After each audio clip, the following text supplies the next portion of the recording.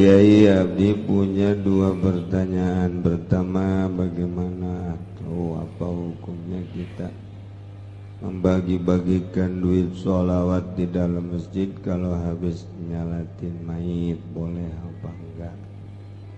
Kedua pertanyaannya, bagaimana kita membedakan harta daripada harta yatim? Saya kan suka sering ikut riungan ke rumah tetangga yang punya yatim. Apakah itu sama memakan harta yatim? Tolong dijelaskan. Nyalatin kemudian dibarare sholawat eta teh kifarat. Mayit ninggalkeun sholat sabaraha sholat nu ditinggalkeun tah eta durutkeun ceuk mazhab Syafi'i mah teu bisa ditebus, tapi ceuk mazhab Maliki jeung Hanafi mah bisa ditebus. Tuqda wa tufda, tebusanna per salat adalah saliter. Jadi berarti lamun ceuk mazhab Hanafi mah witir teh jadi fardu wajib geus ngitungna sapoe-sapoe ting genep. Lamun ninggalkeun salatna sabulan tinggal dikalikeun bae, diistilahkeun ku urang sholawat, artina mayar salat nu ditinggalkeun. Salat eta dijamakeun sholawat, mantap kudu ngaji ge. Sia teu ngaji sih katembok wae tulisanna jore ye. Jadi mayar salat sababaraha salat nu ditinggalkeun ngaranna fidyah. Kumaha lamun ieu mah bagus salatna teu pernah tinggalkeun, teu kudu dibayar fidyahna, ngan afdolna mah bayar. Selantaran salat urang mah teu khusyuk. Jadi utama geneh di pidyahan bae nambalan nu kurang bararagusna salat. Malah leuwih utamana mah ti mimiti balik sanajan urang salat ceuk mazhab Hanafi mah. Lantaran salat urang mah salatna teu khusyuk, geus diitung. Ima neuk ngitung nu tinggalin bae salatna, wa ima ihtiyat bae ndek timiti balik atawa ieu mah sabogana bae nu tinggaleunana mangan ge 2 bulan satauneun bae urang bayar, ngaranna fidyah eta teh dibayarna ku beas. Geus beas kudu dibabagi saurang aya sabaraha urang ge, misalna aya 100 salat nu tinggaleunana ieu adalah aya 100 salateun, berarti 100 liter geus saurang saleter. Tah eta teh lantaran beas mah berat lah urang kaduitkeun bae dihelah. Sarua mazhab Hanafi keneh kaduitkeun bae, lamun 100 liter berarti sakintal. Kira-kira sabaraha duit tah beas nu bagus sakintal, berarti 400 500. Nah duitna ditendin bae geus kana wadah beasan di dinya helah teh ngaranna. Geus nu diiderkeunana beas.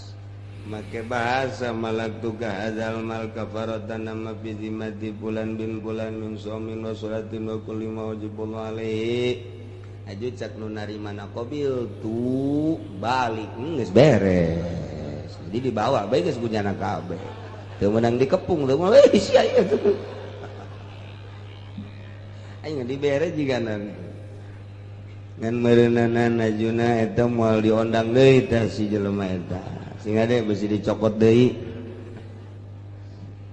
aya parantina qabil tu hadzal mal kaula narima kana ieu harta ngan wa wahabtuka kaula mikeun deui ka anjeun tah eta teh supaya fidyah katarima ku kabehan engke dibagikeun keur teu dikitu-kitu ge jadi bae ya fidyah kirimkeun ka saha acenah kiai kula mah moal make beas jadi nantu ndek di kodoan bae salatna kukula 100 kali salat utamaan kena di kodoan tak ku anak usolli fardhu zuhri 4 raka'atin mustaqbilal ka'bati qadaan an abi Allahu akbar tah kodoan ke sholat bapak ai bapak di kodoan ai nyana teu sholat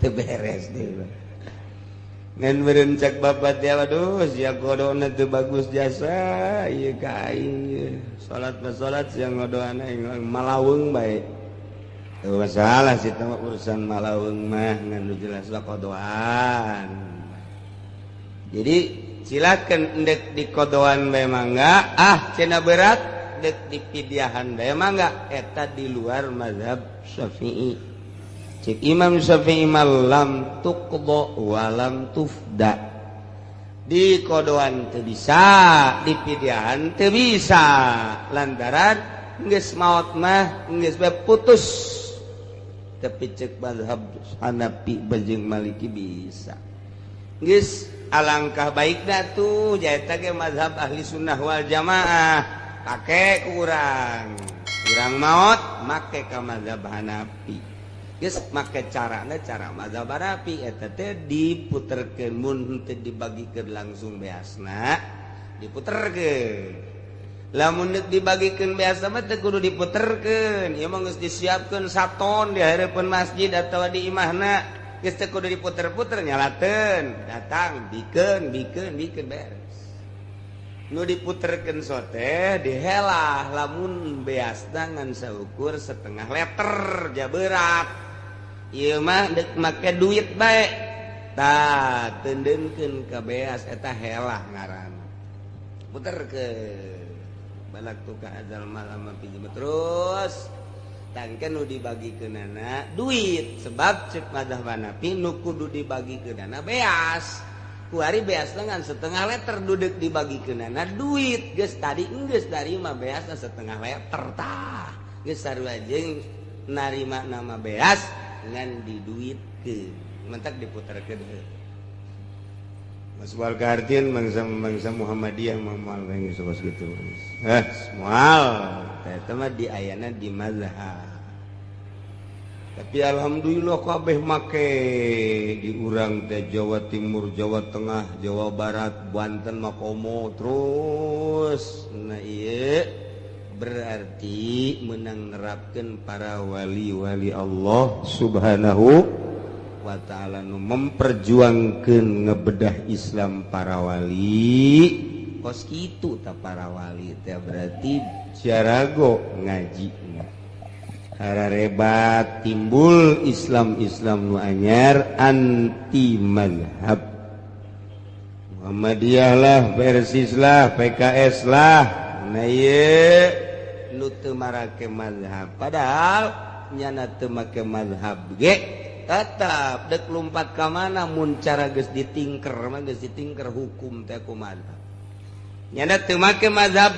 Syafi'i nyana pasti jeung mazhab Hanafi mah akur ngan embung ngaku doang cik mazhab Syafi'i kudu sholli sunah cek Hanafi mah teu kudu ja Allah geus jahoeun urang asup datang ka masjid Allahu akbar teu kudu make usolli Muhammadiyah kan kos kitu ieu geus katingker geus teu kudu loba carita teh mah mazhab Maliki teu kudu usolli Allahu akbar malam-malam mazhab Maliki mah geus make ulah maka sejak kaulah salat 4 rakaat zuhur teu kudu langsung ya Allah nu maha agung beres guys tapi mazhab Syafi'i mah lain kitu ihtiyat ngaihtiyatan supaya manteng pertama urang nangtung geus dipantengkeun ka Gusti Allah diusoli-usolikeun eta hate ka usaha-usaha bae muh sakitu ge diusoli-usoli hese bae eta doa Imam Syafi'i mah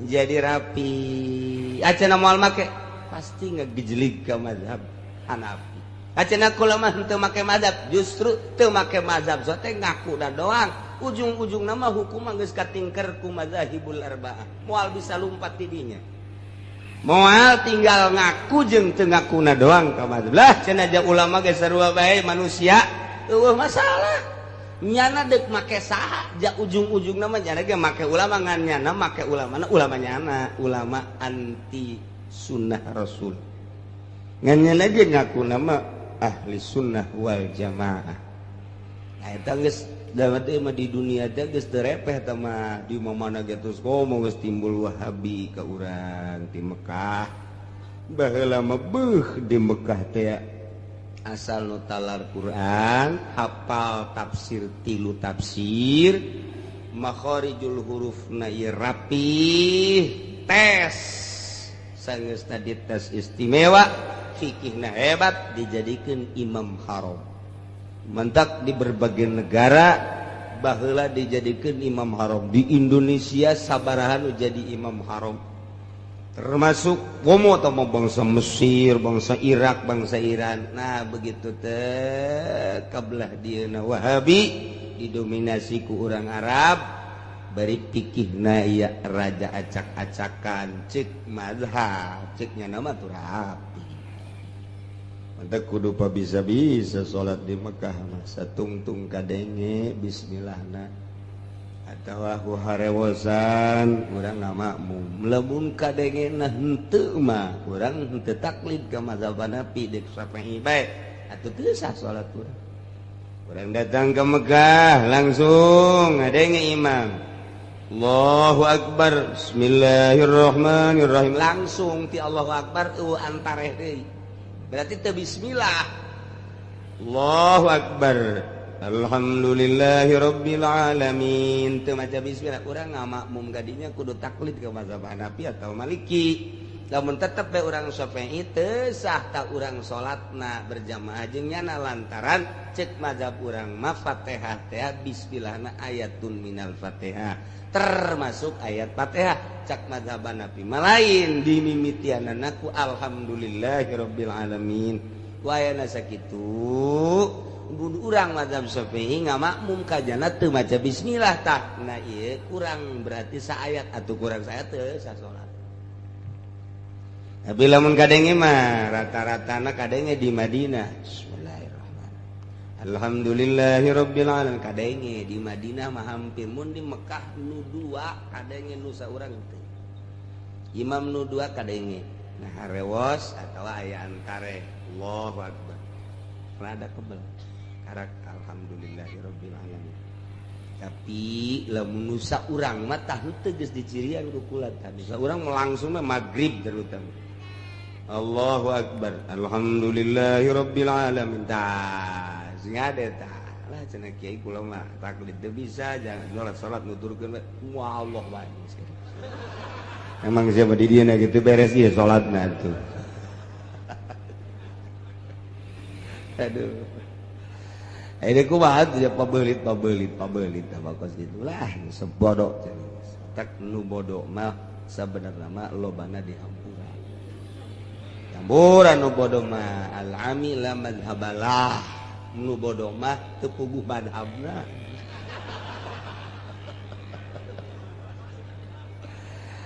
tak atuh maning nu bodoh ngan di akhirat nu bodoh mah bakalna hisabanana beda rada berat beratnya kunaon sia hirup sakitu kebelna teu daek ngaji ta eta tah sia deket pasantren deket kiai tapi sia bodoh ku betah sia mah mawa bodoh eta tah bakal tah kunaon sia nu mentek teu ngaji cenah kula mah pabelit di pabrik bae ditaku saha sia di pabrik pabelit di kantor bae mani waktu jang ka aing jang beuteung sia bae nah eta tah nya ai dihampura ngan ka neraka sakedeung lah ku sebab tidak belajar. Pertanyaan kedua, kumaha gimana kita membedakan harta yatim kieu? Dina sholawat ge lamun make harta yatim haram narimana tah. Fidyah. Jelema maot aya yatiman, kemudian tirkahna encan dibagikeun.